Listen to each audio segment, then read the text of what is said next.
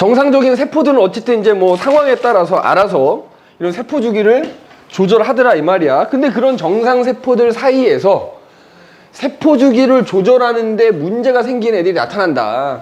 그게 이제 이른바 뭐다? 암세포다. 암세포. 그지? 암세포. 자, 그래서 정상적인 세포랑 이제 비교를 하는 거야. 여기 보면은 이제 요 그림인데, 자. 실험실에서 말이야, 이거 배지라고 하죠. 여기 조그만 용기에다가 정상적인 세포를 이렇게 드문드문 놔. 그런 다음에 이제 인공적으로 양분을 공급하면서 얘네가 이제 세포 분열을 하게끔 만들어주는 거야. 그럼 이제 정상적인 세포들이 세포 분열할 거 아니야? 근데 정상적인 세포들은 아까 이제 세포 주기를 알아서 조절하잖아.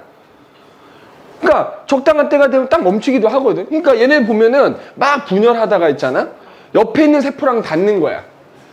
옆에 있는 세포랑 닿거나 이 벽에 닿으면 세포 분열 딱 멈춰버려. 그래서 정상적인 세포들은 이 그림에 나온 것처럼 그냥 딱 이렇게 한 층만 딱 만들어진단 말이야. 그래서 정상적인 세포들은 주변에 하고 접촉을 하게 되면 분열을 멈추거든. 그걸 접촉저해라 그래. 정상적인 세포는 접촉저해가 나타나. 제가 알아서 세포 주기 조절하는 거야. 세포 분열 막 하다가 접촉하면 멈춰. 그런데 이른바 이제 암세포라고 불리는 애들은 말이야. 똑같이 이렇게 장치를 하고요. 양분을 공급하면서 이제 세포 분열을 하게 하잖아? 그럼 얘는 그딴 거 없는 거야. 막 분열해서 옆에 세포랑 닿든지 벽이랑 닿든지 말든지 양분만 공급하면 계속 분열해서 쌓여. 그래서 여기 지금 그림에 나온 것처럼 여러 층으로 쌓이면서 소위 말하는 조직 덩어리, 암덩어리가 되는 거야. 암덩어리. 암덩어리. 그러니까 주기가 조절이 안 되니까 그냥 계속 양분만 있으면 계속 분열하는 거야. 계속. 그래서 얘는 접촉저해가 나타나지 않는다 이렇게 얘기해. 접촉저해가 나타나지 않는다 이렇게. 그래서 왜 우리 보면은 자, 내장기관들이 이렇게 있을 거 아니니? 그럼 그 내장기관을 이루는 세포들 중에 일부가 암세포로 변하게 돼. 여러 가지 원인이 있어. 유전적인 요인도 있을 것이고 선생님처럼 흡연을 한다거나 과도한 음주를 한다거나 하여튼 뭐 안 좋은 환경에 노출이 되면 그 정상적인 세포들 하나가 암세포로 변했다 치자 이거야. 근데 그 주변에 이제 혈액들이 혈관을 따라 흐르고 있을 거 아니니? 그러니까 이제 여기 양분이 공급이 돼. 그러면 그것 때문에 암세포가 계속 분열한단 말이야. 이렇게 덩어리. 쉽게 말하면 우리 몸속에 혹이 하나 생기는 거야. 그래서 너희 나이 때는 안 하지만 이제 선생님처럼 40대가 넘어가면은 그제? 내시경 같은 거 하잖아. 특히 대장 내시경 하라고 하거든. 그럼 이제 이 똥꼬에다가 이렇게 카메라 집어넣는 거 아니야. 그러면 보면서 대장벽에 혹이 있나 없나 보는 거야. 그래서 만약 이렇게 혹이 보이면은 그 자리에 내시경 끝에 가위 같은 게 조그만 가위 같은 게 달려 있는 셈이야. 그래서 이걸 바로 떼어내. 그 다음에 검사해. 조직 검사를 하는 거야. 그럼 이게 그냥 일반 혹인지 아니면 지금 이 그림처럼 암덩어리인지를 검사를 해요. 그래서 만약에 그게 암이잖아? 그럼 일단 이 사람 1차적으로 치료가 된 거야. 왜? 그 내시경을 암 떼어냈잖아. 근데 물론 그 주변에 남아있을 수 있으니까 이제 암이라고 판명이 되면 항암 치료를 받겠지. 근데 일반적인 혹이면 상관이 없는 거야. 그 다음에 또 문제는 얘네들이 또 지네 쪽 이렇게 혈관을 또 끌어와. 만들기도 해. 그러니까 더더군다나 양분이 계속 공급되니까 계속 커지겠지. 그러다가 또 여기서 암세포가 하나 떨어져 나오기도 합니다. 그럼 그 암세포가 혈관을 타고 돌아다니는 거야. 돌아다니다가 다른 기관에 딱 자리 잡으면 거기서 또 막 분열하면서 암덩어리가 되는 거야. 그래서 니네 암이 전이된다라고 들어봤지. 예를 들어 뭐 간암이었는데 심해지면 막 그게 폐암으로도 막 건너가고 막 이러잖아. 그런 거야. 지금 니네 몸속에 내 몸속에 암세포 있다 없다? 있다. 있어. 혈관 타고 돌아다니고 있는 거야. 근데 니네보단 내가 많을 거야. 그치? 아무래도 안 좋은 걸 더 많이 했으니까. 그러다가 이제 얘가 어느 순간 어디 자리 잡으면 내 면역력이 떨어지거나 이러면 어디 자리 잡아갖고 이제 암세포가 막 증식하는 거지. 그래서 암세포는 이런 특징이 있다. 그러니까 요 밑에도 나오지만은 계속 분열만 하는 거야. 일반적으로 우리 몸에 있는 세포라면 얘가 뭐 신경세포고 근육세포 이렇게 분화가 되면 더 이상 분열 안 하기도 하지만 여기 지금 나와 있지만 암세포는 특정 세포로 분화되지 않는다 이렇게 얘기해. 그냥 분열만 계속하는 거야. 분열만 계속하는 거야. 그리고 지금 여기 써줬었지만 접촉하더라도 분열 계속합니다. 이제 조절하는데 망가졌기 때문에 그래서 이렇게 이제 세포 주기 조절하는 거에 문제가 생긴 애들 암세포를 한다라는 것도 잘 기억을 해두시면 되겠다. 자, 그래서 이제 우리가 세포 주기라는 거에 대해서 살펴봤어. 자, 그래서 그 다음 페이지 보면 대표 문제 그래서 이렇게 하나 나오거든. 자, 요건 뭐 쉬우니까 그냥 읽으면서 같이 풉시다. 자, 그림 가완하는 어떤 체세포에서 나타나는 유전 물질의 서로 다른 응축 정도야. 자, 그래서 보면은 요 그림하고 요 그림 딱 나와야 되겠지. 요 가가 뭐야? 지금 여기서 기억이라고 돼 있는 부분이 뉴클레오솜인 거거든. 뉴클레오솜들이 쭉 반복적으로 길게 이어져서 실처럼 돼 있지. 요거 염색사인 겁니다. 염색사. 그지? 염색사. 그 다음에 이제 얘는 그 염색사가 뭉쳐서 된 염색체를 의미하겠지. 자, 그 다음에 옆에는 이제 세포 주기를 나타낸 건데 이것도 있잖아요. 나중에 가면 화살표 잘못 봐서 틀린 경우도 있어. 자, 요 방향으로 이렇게 이제 주기가 일어난다는 얘기잖아. 그럼 여기가 S기니까 S기 다음 시기는 G2기가 되는 거고 그 전이 G1인 거지. 그 다음에 여기서 지금 B라고 돼 있는 요게 이제 분열기인 거야, 분열기. 자, 그럼 보기를 봐보자. 기억은 뉴클레오솜이다. 맞지? 염색사를 이룬 요 조그만 애들, 얘네들이 뉴클레오솜인 거야. 자, 그 다음에 여기 보면 이제 하나의 염색체가 되지. 니은하고 디귿은 서로 염색 분체잖아.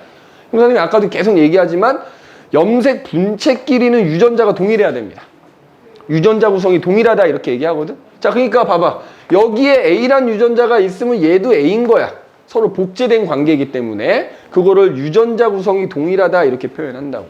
니은이 맞는 말이 돼야 되고, 그 다음에 가에서 나가 되는 거. 즉 염색사가 꼬여서 염색체가 되는 건 아까 잠깐 언급했지만 세포 분열이 시작되면, 즉 이 세포 주기에서 분열기 때, 분열기가 시작되면 염색사가 꼬여서 염색체가 되는 거야. 그러니까 비시기에 일어난다가 또 맞는 말이 되겠죠. 그래서 저는 5번으로 선택을 해주시면 되겠다. 자, 그러면 이제 우리 본격적으로 이제 세포 분열에 대한 얘기를 나눠보도록 할 겁니다. 그래서 첫 번째로 체세포 분열이라는 게 나오면 이것도 마찬가지로 우리 중학교 때 다 배웠던 내용이니까 뭐 완벽하게는 아니더라도 일단 생각나는 부분 잘 떠올리면서 들어주시면 됩니다. 그래서 아까도 얘기했지만 이제 세포 분열이 두 가지가 있다 그랬어. 첫 번째가 체세포 분열인데 여기 뭐 좀 확대를 하자면, 그래서 이제 일반적으로 우리 몸을 구성하고 있는 세포가 체세포다. 그래서 그런 체세포들이 분열하는 거다. 그래서 아까도 얘기했지만 어떤 체세포가 이렇게 하나 있으면 얘가 분열하면은 둘로 쪼개질 거 아니야? 근데 이제 뒤에 감수 분열, 생식세포 분열하고 비교하겠지만 체세포 분열은, 자, 분열 전은 선생님이 모세포라 그랬고 분열 후에 만들어진 애들 이제 딸세포라 그래.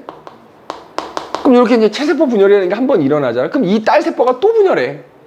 그럼 아까 이때 세포 주기 거쳐가지고 또 어느 정도 자라고 또 분열하고 이게 계속 반복이 되거든. 그러니까 이 체세포 분열이라는 게 일어나면 일어날수록 세포수가 점점 늘어나는 거야.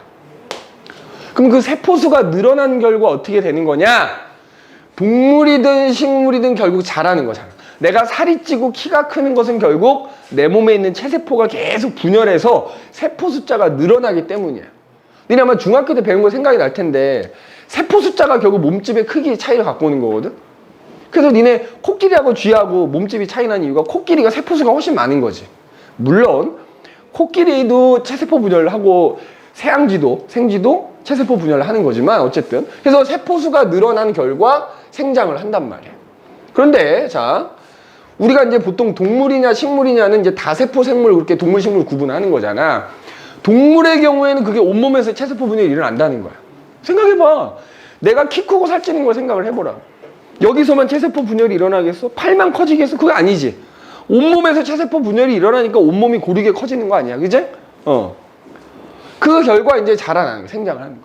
그 다음에 또 하나, 상처가 나면 상처가 시간이 지나면 낫잖아. 그 이유도 상처 부위에 있는 세포들이 또 세포 분열을 해서 거기 세포를 메꿔주는 거지.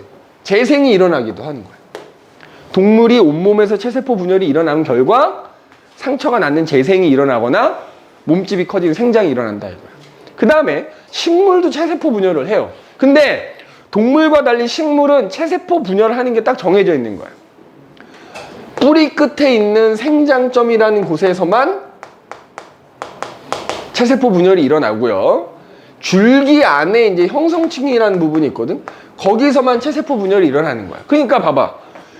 뿌리 끝에 있는 생장점에서 체세포 분열이 일어나서 세포수가 늘어나면 뿌리가 점점 길어지는 거야. 길이 생장을 하는 거야.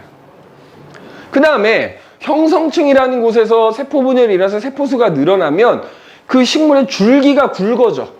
부피 생장이 일어나게 되는 거야. 부피 생장. 그래서 왜 니네 식물도 보면은 형성층이 없는 애들이 있어. 갈대, 억새 이런 애들 줄기 가늘지. 그런 애는 형성층이 없는 거야. 그러니까 걔네가 길이는 길어질지언정 줄기는 굵어지지 않죠. 근데 이런 데 나가면 볼 수 있는 뭐 은행나무라든지 소나무 이런 애들은 막 오랜 기간 지나면 이렇게 줄기 굵어지잖아. 걔는 형성층이 있기 때문에. 그래서 어쨌든 정해진 부위에서만 세포 분열. 근데 이제 이런 또 차이가 있어. 동물은 온몸에서 체세포 분열이 일어나서 생장을 하지만 일정 기간 동안만 생장하지. 선생님 생장하냐? 살은 찔 수 있지만 키는 안 크지. 그런데 식물들은 정해진 곳에서만 체세포 분열이 일어나서 생장을 하지만 그게 말라 죽기 전까지는 계속 일어나지. 뿌리 계속 길어지고요. 줄기 계속 굵어지지. 계절에 따라 또 형성층 같은 경우에는 계속 여름에는 세포 분열이 많이 일어나. 겨울에는 잘 안 일어나. 그래서 나중에 줄기 잘라보면 나이테가 나타나는 게 바로 이 형성층 때문인 거야. 그래서 다세포 생물은 어쨌든 이렇게 체세포 분열을 하면 어찌됐건 생장을 한다 이거야. 그런데 우리가 세균이라고 하는 이른바 단세포 생물들은 물론 얘네들도 유전 물질 다 갖고 있어. 얘네가 세포 분열해. 그럼 세포가 2개가 되지만 얘네들은 세포 하나가 그 생물인 거잖아. 그러니까 얘네들은 체세포 분열을 하면 결국 세균이 2마리가 되는 거야. 다세포 생물과 달리 단세포 생물은 체세포 분열을 하는 게 곧 자기 자손을 남기는 생식이 된다라는 거 기억해두면 돼. 그럼 이제 이러한 체세포 분열이 어떤 과정을 거쳐서 일어나느냐, 이 분열 과정이 이제 중요합니다. 그러면 체세포 분열 우리가 왜 배우는지도 알아야 돼. 사실은 이 세포 분열 파트에서는 체세포 분열이 중요한 것보다는 생식세포 분열이 중요하거든. 근데 그 생식세포 분열 안에 체세포 분열이 포함이 돼 있어. 그러니까 체세포 분열을 이해를 해야 생식세포 분열 이해가 더 쉬운 거야. 그래서 우리가 배운다 생각하면 돼. 자, 그러면 이제 체세포 분열이 어떤 과정에서 일어나느냐. 자, 세포 분열 파트는 그림도 좀 잘 봐야 돼. 그림. 자, 일단 아까 세포 주기 얘기했잖아. 맨 처음에는 간기야, 무조건. 물론 이게 간기 때는 그래서 이제 핵이 보이지만 육안으로는 구분이 안 되지만 간기도 이제 G1기, S기, G2기 이제 이렇게 거치겠지. 그걸 그냥 다 합쳐서 간기라고 하는 거야. 그럼 그 간기인 세포를 살펴보면은 그냥 이렇게 핵이 보여. 핵이 보여. 그 다음에 이때는 염색체가 안 보이고요. 그 염색체가 풀어져 있어. 무슨 상태로 존재한다? 염색사의 형태로 그냥 존재하고 있는 거야. 염색사. 간기일 때는 염색사인 거야. 염색체가 보이는 게 아니고. 물론 염색사도 눈에 보이진 않지만 염색사의 형태로 존재하는 거야. 그리고 이거 그냥 뭉뚱그려 놓은 거니까 간기를 지나면서 S기라는 시기 때는 아까 얘기했던 DNA가 이제 복제가 되는 거야. 자, 그러면 우리가 세포 분열하기 전인 거잖아, 얘가. 그럼 얘를 모세포라고 할 수 있는데 잘 기억해놔. 너네 세포 분열할 때 진짜 모세포는 복제되기 전, 그러니까 굳이 따지면 G1기 세포가 진짜 모세포인 겁니다. 알겠어? 어떤 세포가 세포 분열을 한다 그러면 그 모세포라 함은 간기에서도 G1기일 때 세포가 진짜 모세포야. 그 다음부터 이제 걔가 S기 거치고 G2기 거쳐서 이제 세포 분열 시작하는 거야. 그럼 이때부터 이제 분열기라 하는 거지. 그럼 분열기 첫 번째 시기는 자, 전기라 그래, 전기. 그럼 어떻게 되느냐? 일단 핵이 없어지는 거야. 그러니까 핵이라고 하는 거는 DNA를 이렇게 핵막이 둘러싸고 있는 거잖아. 그래서 그 핵막하고 인이 사라져. 핵이 사라지면서 풀려있던 염색사가 염색체로 변하는 거지. 염색사가 염색체로 이제 변하는 거야. 그죠? 그래서 이제 염색체가 보이기 시작합니다. 근데 보이기 시작하는데 그 염색체들이 뭐 여긴 지금 6개가 그려져 있다만 막 그냥 흩어져 있어. 흩어져 있긴 한데 어떤 염색체가 보이기 시작하고 그 다음에 세포의 양쪽 끝에서 방추사라고 하는 게 이렇게 만들어져 가지고 우리 이렇게 염색체가 있으면은 그 염색체 동원체라고 하는 곳에 이렇게 달라붙게 됩니다. 방추사가. 그래서 방추사가 만들어져서 동원체라는 부위에 달라붙는다 이거야. 근데 이때는 어쨌든 염색체가 보이긴 하지만 이렇게 막 그냥 흩어져 있는 상태야. 그러다가 이제 어떻게 되냐면 그 염색체들이 세포 정중앙에 딱 모이게 돼. 그럼 모여있고 그 아까 얘기했던 방추사가 이제 그 동원체라는 데 이렇게 다 달라붙어 있는 상태가 되는 거야. 다 달라붙어 있는 상태가 돼. 그럼 이때를 우리가 중기라고 하는 거야. 그래서 중기라는 시기에는 염색체가 중앙에 다 모여 있잖아. 그러다 보니까 현미경으로 염색체가 가장 잘 보여. 염색체를 관찰하기에 가장 좋은 시기야. 그래서 선생님이 아까 사람의 염색체 얘기할 때 있잖아. 그 핵형 분석은 언제 한다 그랬어? 체세포 분열의 중기 때 세포를 가지고 핵형 분석하는 거라고 했어. 왜냐면 염색체가 제일 잘 보이니까. 그래서 여기 보면 핵형 분석에 이용한다 이렇게 돼 있지. 그 다음에 또 하나는, 그런데 여기 보면 이제 분열기라는 시기가 뭐 전기 중에 이렇게 나누잖아. 이 중에 가장 짧은 시기입니다. 중기는. 가장 짧은 시기야. 그러면 그 중에 가장 긴 시기, 이 분열기 중에서 그나마 가장 긴 시기 또 전기야. 전기, 중기, 후기, 말기라는 시기 중에 전기가 제일 길고 중기가 가장 짧아. 순식간에 지나가는 거야. 그죠? 자, 그러다가 이제 후기가 되잖아. 지금 요 그림과 요 그림의 차이를 봐야 돼. 자, 지금 어떤 상황인 거냐면은 중기 때, 자, 예를 들어서 이렇게 지금 염색체가 이렇게 가운데 모여 있다고 합시다.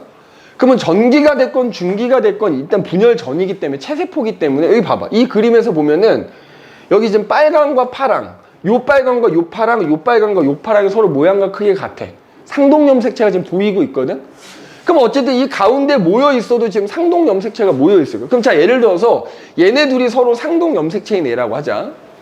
중기 때는 그래서 이제 이런 식으로 방추사가 양쪽에 붙어 있단 말이야. 그러다가 후기가 되잖아. 후기가 되면 그러니까 하나의 염색체에 염색 분체가 두 개인데 양쪽으로 방추사가 붙어 있는 거거든. 그럼 얘네가 이제 후기가 되는 걸 양쪽으로 끌고 가니까 하나의 염색체에서 염색 분체가 둘로 찢어지는 거야. 그러면은 여기다 이제 그림을 그리면은 자, 이런 식이 되거든. 그러니까 지금 요 그림하고 비교하자면 얘네 둘이 붙어서 얘였던 거야. 그러니까 아직까지는 얘네 둘이 하나의 염색체라고 생각하면 돼. 하나의 염색체에서 다리가 두 개가 찢어진 거야. 그럼 여기도 마찬가지거든, 이렇게. 그래서 나중에는 이제 이렇게 잘라져, 세포가. 그럼 자, 여기서 질문이야. 방추사에 의해서 여기 보면 후기 때는 염색 분체가 분리가 되는 거잖아. 그러면 이때 이 그림에서 얘하고 얘는 서로 상동 염색체니 아니니? 지금 이 그림에 선생님이 내가 상동 염색체 한 쌍 그려놓은 거잖아. 그럼 그게 다리가 분리돼서 양쪽으로 끌려간다 그러면 같은 쪽으로 끌려가는 얘네 둘은 서로 당연히 상동 염색체인 거야. 맞아? 상동 염색체인 거야.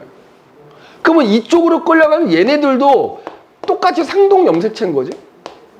그러면 나중에 이렇게 세포가 둘로 짜개졌을 때 상동 염색체가 같은 세포 안에 들어있게 되는 거지.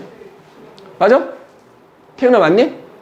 그러니까 이 그림에 지금 요거랑 비교하기 위해서 두 개만 그린 건데 이 그림이 지금 얘네들이 서로 상동 염색체라고 해보자고.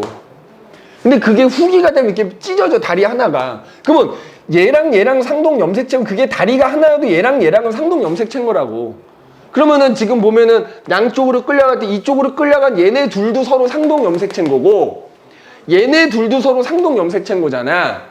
그럼 나중에 세포가 이렇게 둘로 쪼개졌을 때 이 세포 안에는 상동 염색체가 들어있는 거야. 여기서 염색 분체가 분리돼서 양쪽으로 이동한다 이 말을 다르게 해석하면은 상동 염색체가 같은 세포 안에 들어있게 된다는 뜻이야. 상동 염색체가 같은 세포 안에 들어가게 된다는 얘기야.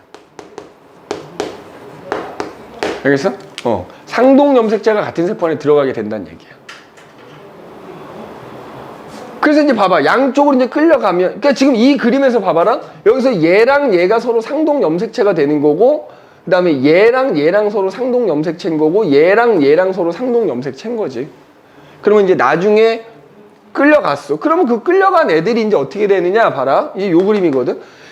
지금은 이렇게 여기 그려져 있긴 한데, 끌려간 애들이 풀리면서 그걸 둘러싸는 핵막이 다시 만들어져. 그러면서 여기 보면 염색체가 풀어진다고 돼 있지. 지금 조금 옆으로 옮기면은 이제 이렇게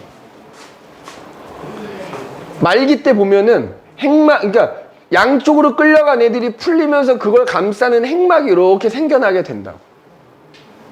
그래서 염색체가 풀어져서 염색사가 되고 그거를 감싸는 핵막이 생기면서, 그러니까 어떤 상황이 되냐면 이거야. 아직까지는 세포는 하나인데 그 안에 핵이 두 개가 생기는 상황이 생겨버리는 거야. 그럼 이때 요 두 개의 핵을 딸핵이라고 부르는 거야. 딸핵. 그러면 자, 요거 지울게. 요거 전기에서부터 여기까지, 그지? 말기에서도 딱 여기까지는 결국 세포는 아직 하나인데 핵이 두 개로 나뉘어졌지. 여기까지를 핵분열이라고 해. 핵분열. 응? 여기까지가 핵분열이야. 그런데 우리가 세포가 두 종류지 않니? 동물세포가 있고 식물세포가 있어. 동물세포든 식물세포든 체세포 분열이 일어날 때는 여기까지는 그 과정이 똑같아. 동물세포나 식물세포나. 그럼 마지막에 가면 이제 세포가 둘로 쪼개져야 되는 거잖아. 이 세포가 둘로 쪼개지는 게 세포질 분열이거든. 여기서 차이가 생기는 거야. 이게 동물세포의 체세포 분열인지 식물세포의 체세포 분열인지는 요거 때문에 차이가 생기는 거야. 요 차이로 구분할 수 있는 거야. 그래서 그 밑에 보면은, 자, 요게 나와. 세포질 분열. 그지? 그럼 마지막에 이제 핵이 두 개로 나뉘어졌으면 마지막에 세포가 둘로 쪼개져야 될 거 아니야. 그 과정을 세포질 분열이라 한다고. 물론 이제 아까 그 위에 그림은 그림상으로는 동물세포이긴 하거든. 그지? 근데 이제 굳이 구분을 두지 않았다고 한다면 핵분열까지는 똑같고 마지막에, 그럼 어떻게 되느냐? 자, 동물세포는 위에 그림에도 나오지 세포벽이라는 게 없어. 세포막만 있는 거야. 부드러운 세포막만 있어. 그러니까 동물세포는 그 세포막이 이렇게 안으로 말려 들어가, 이렇게 안으로 말려 들어가. 그래서 그 말려 들어가면서 만나면 둘로 쪼개지는 거야.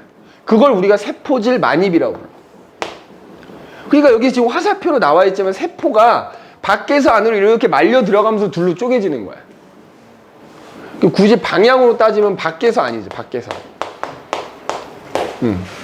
니네 나중에 2학년 돼서 이제 학교 프린트 똑같은 거 배운다 그랬잖아. 뭐 구심성 분열, 원심성 분열 이런 말 나오기는 해. 근데 그건 그때 가서 외우시고요. 지금은 일단 요렇게만. 근데 이제 식물세포는 동물세포와 달리, 식물세포는 동물세포와 달리 세포막만 있는 게 아니고 세포막 바깥에 세포벽이라는 게 있어. 세포벽. 자, 그러니까 이 교실 생각하면 돼. 지금 이 교실이 사방이 벽으로 둘러싸여져 있지 않니? 그럼 이걸 우리가 세포라고 하면 이걸 둘로 쪼갤라 그래. 이건 초등학생도 알 거야. 어느 무식한 놈이 밖에서 망치로 때려 부셔가지고 이렇게 들어오면서 반을 나누겠어. 안에다 판때기 하나 딱 세면 그냥 둘로 나뉘어지는 거 아니냐. 그러니까 식물세포는 세포벽이 있어. 바깥에가 단단하니까 아까 동물세포처럼 밖에서부터 뚫고 들어올 수가 없는 거야. 그러니까 안에다가 뭘 하나 만들어? 세포판이라는 걸 하나 만드는 거야. 세포판. 그래서 그 세포판이 안에서 밖으로 점점 길어지면서 딱 만나면 이제 걔가 세포벽이 돼가지고 두 개로 쪼개지게 되는 거야. 그래서 세포질이 분리될 때에는 이제 안에서 밖으로 세포판이라는 게 점점 길어지면서 분리가 된다 이거야. 그래서 동물세포든 식물세포든 마지막에 가서 이 세포질 분열이라는 것만 다루고 나머지 과정은 동일하다 이거야. 알겠니? 나머지 과정은 동일하다라는 거 기억을 해두시면 되겠다. 자, 그러면 요게 있어요. 지금 요 얘기를 할 거야. 여기 지금 뭐라고 써 있냐면은 체세포 분열에서 자, DNA 상대량 변화 이렇게 나와 있잖아. 아직 넘기지 마. 이건 나만 띄워놓고 다시 앞으로 갈 거라서 그래. 자, 여기서 말하는 건 이제 체세포 분열이 일어나는 동안에 그 세포 하나당 그 세포 한 개에 들어있는 DNA의 양, 상대량이 어떻게 변하는가 그 시기별로 그걸 따져보는 거야. 그럼 요 다시 앞에 그림으로 가볼게요. 분열 과정. 자, 요 그림을 봅시다. 요 그림에 충실하면 돼. 선생님이 아까 그래서 이제 간기라 그랬잖아. 이제 간기지만 구체적으로는 G1기, S기, G특기 이렇게 구분이 된다 그랬잖아. 자, G1기건 S기건 G특기 일단 염색체는 안 보여. 그지? 안 보여. 자, 그래서 간기가 전기가 돼서 자, 지금 요 그림에서 봐봐. 요 그림에 염색체가 지금 몇 개 보이냐? 염색체 몇 개 보이니? 한놈, 두식이, 석삼, 너구리, 오징어, 육개장이 보이지, 그지? 6개가 보여, 그지? 자, 그 다음에 이제 아까 DNA 상대량이라는 걸 따질 거야. 근데 아까 잠깐 언급했는데 어떤 세포 안에 들어있는 DNA 상대량 물어보잖아. 니네 DNA 상대량은 그 세포 안에 들어있는 염색 분체 개수에 비례한다 이렇게 생각하면 돼. 일반적으로 염색 분체가 하나면 얘네 하나라고 그냥 치긴 하는데 그냥 비례한다고. 왜냐면 염색 분체가 2개일 때 이걸 1이라고 칠 수도 있거든. 그러면 여기서 봐봐. 그냥 1대1이라고 치면 얘 봐봐. 염색체는 6개인데요. 염색체 하나당 염색 분체가 2개니까 이 세포 안에는 염색 분체가 총 12개가 들어있지? 그러면 DNA 상대량을 선생님이 12라고 쳐볼게. 맞아? 12라고 쳐볼게. 태윤이 여기까지 이해됐어? 자, 염색체 개수는 동원체를 여기 개수 세면 돼. 6개야. 그리고 이 DNA 상대량이라고 선생님이 지금 얘기한 건 염색 분체 개수를 세라고요. 왜냐면 아까 얘기했잖아요. 이렇게 염색체가 있으면 염색 분체 하나가 결국 DNA 하나 전체거든. 그러니까 염색 분체가 2개면 DNA가 2개라고 생각하면 돼. 근데 그걸 그냥 상대적인 숫자로 나타낸 거라고 생각하면 돼. 그러면은 지금 이 그림 안에는 염색 분체가 총 12개가 보이니까 그걸 그냥 DNA 개수라고 생각하자 이 말이야. 그러면 아까 이런 얘기했어. 간기 때 진정한 모세포는 DNA가 복제되기 전 G원기 세포라 그랬지. 야, 얘들 잘 봐. DNA가 복제된다라는 게 뭐냐면 만약에 G원기 때 염색체는 안 보이지만 보인다고 하면 예를 들어 요거라고 쳐보자. G원기 때 염색체가 이렇게 있다고 쳐자. 안 보이지만 그냥 보인다고 치는 거야. 그럼 얘가 DNA가 복제가 되면 이렇게 되는 거거든. 맞지? 조심해야 돼. DNA가 복제되는 거는 자, 얘 염색체는 몇 개야? 하나지. 얘도 염색체는 몇 개야? 하나야. S기 때 DNA가 복제가 되는데 DNA가 복제된다고 해서 염색체 수가 변하는 건 아니라고요. 그러면 지금 요 전기 때 염색체가 6개고 DNA 상대 12개면 복제되기 전에 G원기 때도 염색체는 몇 개야? 6개인 거야, 그대로. 그러면 DNA 상대량은 복제되기 전이니까 DNA 상대량은 얼마라고 보면 돼? 6이라고 보면 된다고. 그게 S기를 거치면서 2배가 돼서 전기가 되면 이렇게 되는 거야. 맞지?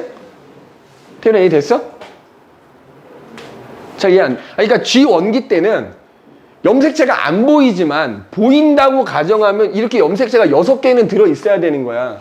근데 이렇게 6개가 들어있는 게 아니라 이 상태로 6개가 들어있는 셈인 거라고. 그러면 염색 분체가 딱 정확히 절반이 있어야 된다. 그러니까 DNA 상대량은 6이, 여기가 12이라면 여기가 6이라고 보면 된단 말이야. 그리고 꼭 명심해야 되는 거, DNA가 복제된다고 해서 염색체 수가 늘어나는 건 아니라 이 말이야. 그러니까 이거잖아. 봐봐. 예를 들어서 G원기 때 염색체가 이렇게 2개가 들어있다고 하면 걔가 S기를 거치면은 DNA가 복제가 되면 이런 모습이 되는 거라고. 그러니까 이때랑 비교하면 여전히 염색체는 2개인데 염색 분체만 2배로 늘어나는 거지 DNA가 복제된다라는 게 염색 분체가 2배로 늘어나는 거라고 생각하면 된다. 그럼 이렇게 쓸 수 있겠지. 그러니까 얘를 토대로 얘를 추정한 거야. 맞지? 자, 그러다가 체세포 분열이 쭉 다 일어났어. 끝났어. 여기 딸세포가 이렇게 하나 만들어졌다고 칩시다. 지금 요 그림에 있는 대로 세는 거야. 자, 염색체수 몇 개야? 한놈, 두식이, 석삼, 너구리 6개는 그대로인 거잖아. 다만 그 6개가 자 DNA 상대량은 어떻게 돼? 염색 분체 개수 세라니까? 몇 개? 6개야. 맞아? 맞니? 맞잖아. 지금 6개인데 이 세포 하나당 6개인데 염색체 하나당 염색 분체도 하나니까 염색 분체 개수는 총 6개가 되는 거잖아. 맞지? 그러면 자 봐봐. 체세포 분열이 일어나는 동안 요거를 그래프로 그린 게 아까 나왔던 그림이야. 자, 내가 지금 요거 써놓은 것 때문에 지금 넘기지는 않는데 요 그래프, 아까 니네 뒷장에 보면 요 그래프 나오잖아. 자, 여기는 가로축은 세포 주기라고 나오고 그 다음에 요 세로축은 세포 한 개당 DNA 상대량 자, 상대량이니까 이건 그냥 비례 관계로 따지면 돼. 그럼 봐봐.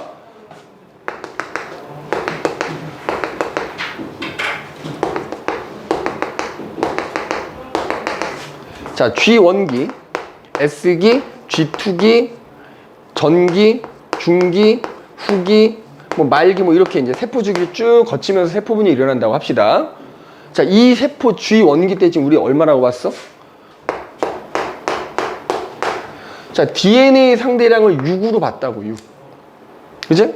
6이. 그럼 세포 하나당 DNA 상대량이 6이다가 그 세포가 S기를 거치면은 어떻게 돼? DNA 상대량이 12로 늘어난 거야. 그래서 세포 분열이 이제 G2가 일어나는 거야. 맞지? 그래서 세포 분열이 끝나서 딸 세포가 만들어졌어. 그럼 그 딸 세포가 갖고 있는 DNA 상대량 어떻게 됐어? 다시 6개가 된 거지. 다만 이게 우리 프린트에는 6이라는 숫자 대신에 2라고 써져 있는 거고 12라는 숫자 대신에 4라고 써져 있는 3배 차이잖아. 상대량이기 때문에 숫자는 바꿔도 된다고요. 단지 나는 너희의 이해를 돕기 위해서 그냥 여기 써져 있는 숫자대로 한 것뿐이야. 그래서 그럼 여기서 우리가 알 수 있는 거. 자, 지금 요 그래프는 이렇게 나와 있잖아. 그 다음에 염색체수 변화를 봐봐. 체세포 분열이 일어나기 전에도 이 세포는 염색체가 6개였고 체세포 분열이 일어난 결과 만들어진 딸 세포도 염색체가 6개잖아. 그럼 니네 거기 지금 이 교재에서 지금 요 그래프인 거잖아. 그지? 요 그래프인 거잖아. 그거 내가 여기다 옮겨 놓은 거라고 생각하면 되거든. 염색체수 변화 그래프를 그리면 어떻게 돼? 변함이 없는 거야. 여기서 니네들 여기다가 이렇게 하나 선 그어 놓으면 돼. 염색체수는 체세포 분열이 끝나도 변함이 없는 거야. 그러면은 야, 여기서 봐봐. 여기 G1기일 때 세포가 모세포에 해당이 된다 그랬고, 그지? 여기 이제 말기 끝난 애가 이제 딸세포가 되는 건데, 그럼 지금 모세포하고 딸세포를 비교하면은 딸세포가 가지고 있는 DNA 양과 염색체 수가 모세포랑 동일하다라는 거 알 수 있는 거야. 결국 체세포 분열이 끝나도 딸세포는 모세포랑 모든 게 동일하다. 맞아? 모든 게 동일하다. 그 다음에 우리 핵상이라는 것도 써볼래? 아까 위에 그림으로 가가지고